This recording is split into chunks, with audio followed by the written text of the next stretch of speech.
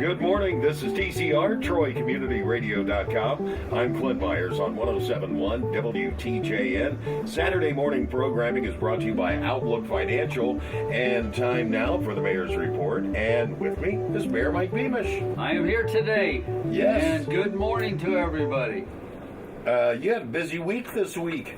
Busy week, but let's start with, I'm so happy that we've been saying think spring, and now spring has been sprung. As of Wednesday, it is officially spring in Troy, Ohio, USA. That's right, so we have a lot of activities we can start to think of as the flowers start to bloom. I'm really thinking spring now. But we have a lot going on. We can talk a little bit about a couple of things that'll be taking place today and later on. All right. But yeah, it was a busy week. Back Monday at lunch, you had the State of the City over at the Concord Room. We did, and we had a wonderful crowd. That was a full house. It was a full house, and I again, as I've been every week, I want to thank Troy Community Radio for being there and taping the State of the City. I'm sure it's available for people to see. I know Chamber of Commerce did something as well. Absolutely. It's out on Troy Community Television on demand, start to finish. There you go. So I would encourage people who could not get away at lunchtime to see that, because you know, too often we live in a world where everything seems to focus on what terrible things are happening, negative things are happening. We can always find fault, but I like to look at, as being an optimist, I like to look at things with what's the advantages, what's the good things that are happening out there, because I really still believe that good outweighs the bad. I agree with you there. And you know, as I said in the State of the City, you know, we should look at the good things, and that's what I highlighted over the my tenure as the mayor. And again, I want to thank everybody for the tremendous support, the voters who have, for over a quarter of a century, have supported me. And we can highlight some of the things that have happened over those years that have been positive for this community. So I'm very thankful. There's things that we can improve on. We need to improve on so that we can continue to move forward. You and I have talked many times. If we don't move forward, we're going backward. You'll get stuck in the mud, and then when you start trying to turn the wheel, you're sliding backwards down the hill, for sure. You always have a good way of saying what I'm thinking, so thank you. Moving forward, that's the progress of the city. That's just nature running its course. Well, and that's one of the State of the City addresses, and one of the things that I wanted to showcase is that we have moved forward. We have had things happen over those years, but we have moved forward, and we continue to do it with the Activate Troy Partnership and their efforts to keep the downtown alive and well, and then take into consideration our treasures like the Great Miami River. Putting those packaged together, it has a lot of good future for us. Absolutely. And you look at the projects that are, I'll say, on the clipboard right now that are underway, being done in the city, that are going to lead us to a much better place again. Well, if you just go down Main Street or Water Street, either way, you'll see some of that progress taking place. And then you look downtown. You know, you and I have talked about downtown's our living room of our community, and there's a lot of pride in this downtown. And it shows. And one of the things I wish I had a lot more time at the State of the City, because I could have highlighted so many more of our business and industry and so many of our events and activities. But downtown, small businesses, you know, I talk about this all the time.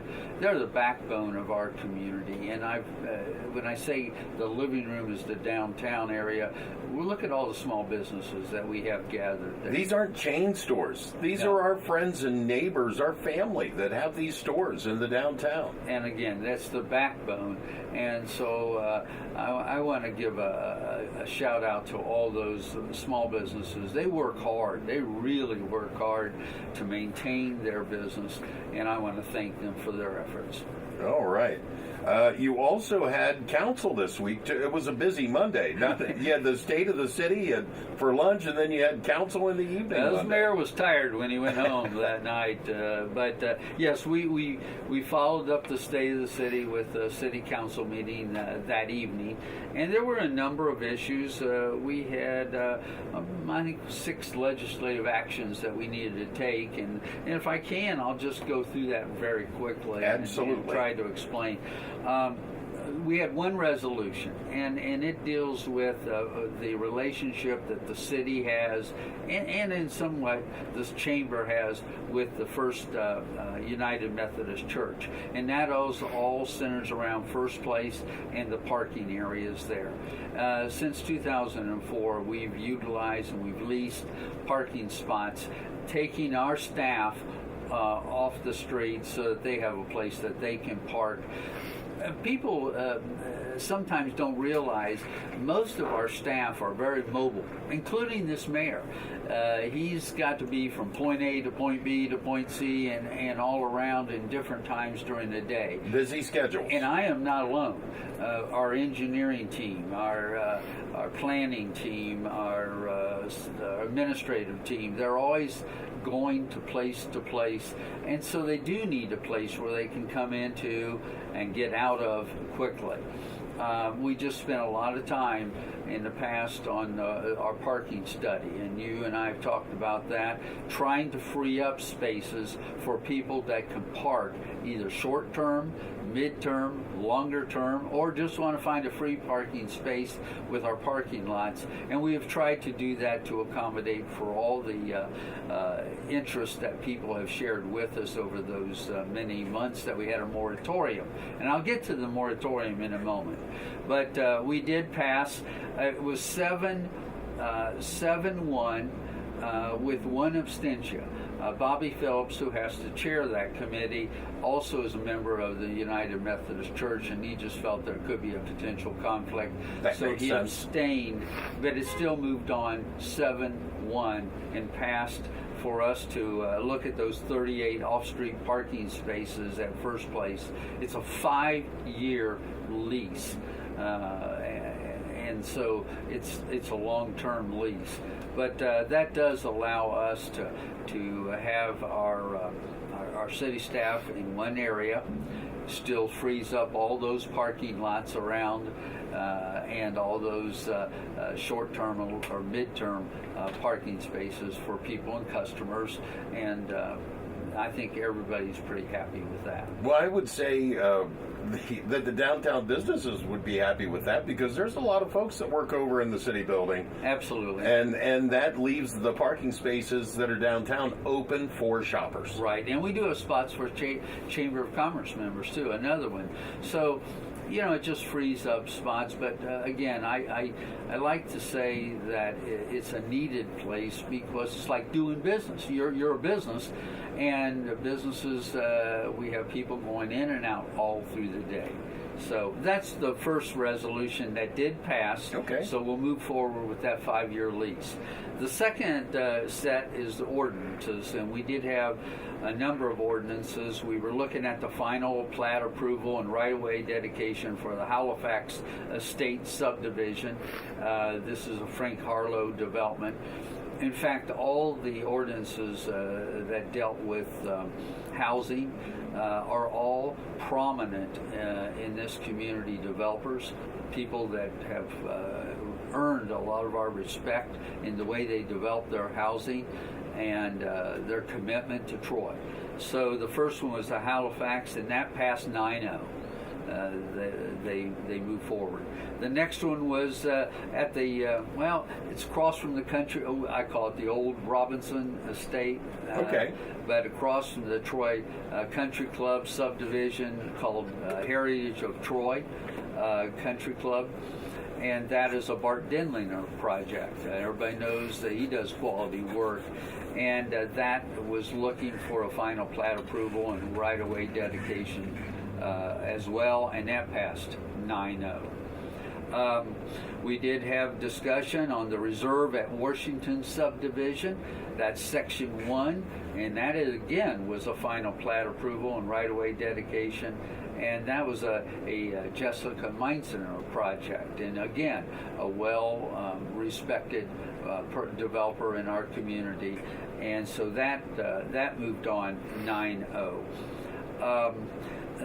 The final record plan, this is for the Villas at Halifax development, a separate, a little more senior oriented. This is another Frank Harlow project, and after a little bit of discussion, it passed 8-0.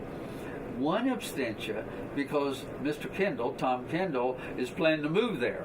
And so he thought that could be a conflict of interest if he's voting on some place that he wants to live. So it passed 8-0 with him abstaining. The final one we've touched on today, and that is to amend the ordinances regarding the parking. And this was for time parking, along with the length of time to park. And of course, we already dealt with the parking issue. Then we had a look at when was this moratorium going to end? Because we had said we would go through March. Well, beginning on March 24th, the moratorium will end. Okay, March 24th. The moratorium will end. I'm saying that twice. So that is this upcoming Sunday? Yes. Okay. They're going to be putting out signs that will identify the 2-hour, the 30-minute, the 4-hour, and the free parking. And they'll cover those until the 24th when they'll pull them. And what you're going to see is time limits from 8 o'clock in the morning to 6 o'clock in the evening. For different times, and Monday through Friday. There'll be no Saturday enforcement. That was discussed.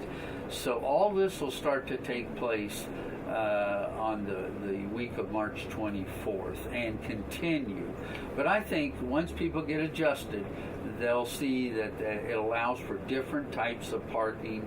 And it does help the merchants in our downtown area so that they can have traffic in and out and keep things moving in Troy. Now, if I remember correctly, the parking spaces on the inside of the quad that face the buildings, those are 2-hour parking. Yes. And then the parking spaces in the front of the quads that face the circle are 30-minute parking. Which gives you a short distance to get in and out, get whatever you need and go. But if you need a little more time, the 2 hours right there as well. And then if you just go down the street, you can find 4-hour parking for those who want to maybe have a little more time to eat, or maybe attend one of the small business shops. And if you're looking to go longer than that, you go 1 block off Main or Market either way. Absolutely. And now you're back to just regular free parking. And and the other thing I wanted to say is, like the Cherry Street lot, the kiosk is coming out and it becomes free parking. It will be free, and I think it was a good compromise. Tries to meet all the ideas and suggestions that were made to us. I really want to commend council subcommittee and the full council and the administrative team for not only listening and coming up with new ideas that would be a better fit. And now we'll be putting out the signs, so you'll see signs going up. We will cover those again until March 24th, when we'll uncover and unveil the new parking scheme for the city of Troy and the downtown area. Now, I did notice exactly what you're talking about, that some of the new sign poles, and then they're bagged on top. That's exactly right. So everybody can look forward to seeing those uncovered come Monday morning. So just keep that in mind where you're parking. There could be some new time restrictions.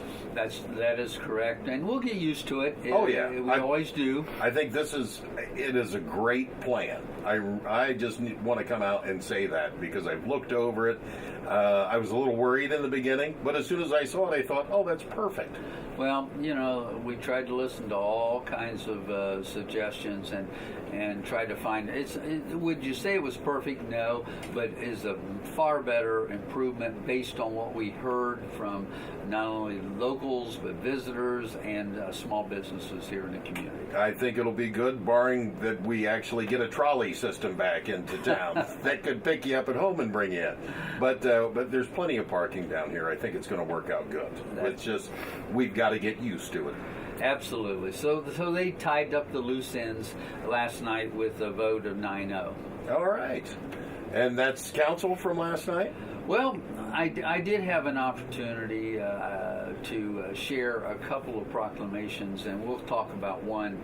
But March has been Developmental Disabilities Month, and I really support that and what Riverside and what other organizations do to help those who are disabled. We're blessed to have Riverside. We are blessed to have them and what they have provided for our community and giving everybody an opportunity to be productive citizens.